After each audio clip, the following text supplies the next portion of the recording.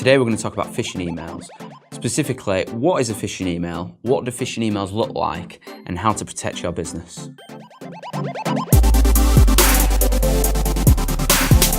So what is a phishing email?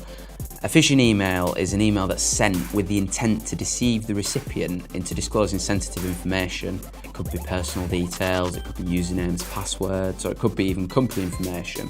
Or it's with the intent to get them to download some malware, malicious software, ransomware. That might be through clicking a link, going to a malicious website, or it might even be through an attachment that's attached to the email, and when you open it, it then installs some malicious software. So phishing emails are sent en masse to hundreds of thousands, if not millions of recipients in an automated and indiscriminate manner. It's a bit like going out to sea with a fishing trawler. You cast a large net and see what you catch. That's unlike spear phishing though. Spear phishing is a much more specific and targeted type of attack, and the attacker might do a bit more research about a company, an industry, in order to get the recipients to click on the links. If you want to find out more about spear phishing though, you can check out our other video on our website or our YouTube channel. What do phishing emails look like?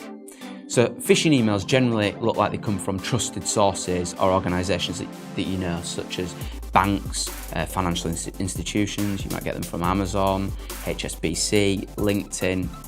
And this is in the hope that you see the email and recognise who it's from, or think you recognise who it's from, and then click the link or open the attachment. And we've got a few examples here that we can have a look at to show you. This first example that we've got on the screen, as you can see, the from address, it says it's from wordpress.com, but if we look closer, the address itself is actually info@wpo.com. So we know that's not really from WordPress or from our own WordPress site if we had one. Some of you may be familiar with the content of the message. So if you do have a WordPress website, you may get emails like this telling you to update your WordPress website. As you can see though, in this particular instance, the subject and the topic, it adds a sense of urgency to the message, which is again a common trait of phishing emails. If you must do this, or if you don't, something bad is going to happen. And essentially that's what this is doing. It's saying you must upgrade your website before a certain date. It doesn't say what will happen if you don't, but obviously it's implying that if you don't, something bad will happen. And the next thing we see is there's a link or a button that says click here to upgrade WordPress. If we hover over that to actually look at the link it's going to, we can see that it's not the same website it was sent from, or the same address, the same domain, and also it's actually taking us to a website that we have no affiliation to. We don't know who it is, we've never seen it before. So we've identified this is a phishing email just by looking at the from address and the link essentially. Those two things are enough for us to see that this is actually a phishing attack. It's worth adding that on some occasions what attackers will do is they will set the link that they want you to click to be a malicious link, so it'll take you to the malicious website. But for other links, maybe links in the footer, it might actually take you to the real source. So be careful when you check in links that you actually check all of them. But I think this is a fairly easy example to spot, and more often than not, this is the type of phishing email we see, something similar along these lines. We've got another example that we can look at as well. This is a bit more of a realistic example. Some of you may recognise this type of message, and this is something that's sent out from Office 365 when you have mail delivery issues. But as you can see, it's essentially, again, there's a sense of urgency.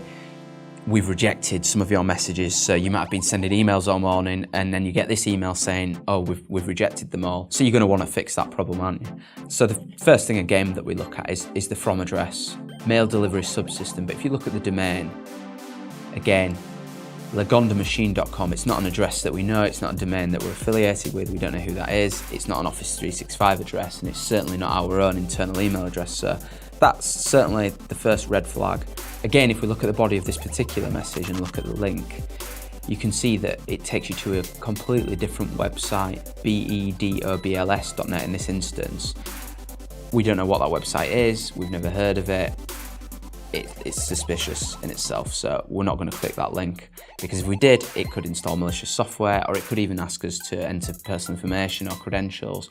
But as you can see, again, we've identified this as a phishing email just by looking at the from address and looking at where the links are taking you to, which websites they're actually taking you to. Although in this instance, the body itself is quite believable. So we've talked about what a phishing email is, and we know what they look like. We'll now talk about how you can protect your business from phishing attacks. As with any type of cybersecurity, it's critical to have a multi-layered approach. That's technology, people and processes. But today I'm going to give you 3 top tips that I think will help you prevent phishing emails in your organisation. Tip number 1, email filtering. It isn't going to catch every phishing email or malicious email, but it's going to catch a large number of them. And it's an important first control, a first layer of defence to prevent them from actually reaching the mailboxes of your staff. Tip number 2, training. User awareness training is key to protecting your organisation from phishing attacks, ensuring that your staff know what to look out for, such as the things we've just discussed, so looking at the from address, checking the links of the message and seeing where they're going to is key to ensure that they don't actually click on one. You might receive a message and you might have email filtering and it might just slip through that email filtering, so your last line of defence is your staff and they need to be aware of what they're looking for to ensure that they don't accidentally click those links or give away any information that they shouldn't.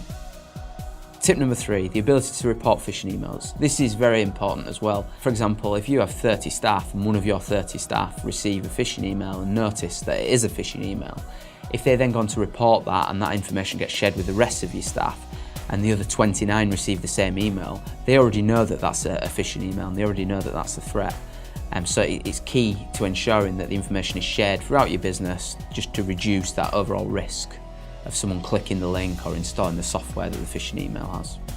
Defence against cyber attacks is more important than ever. Click the link below to bolster your defences against cybercrime.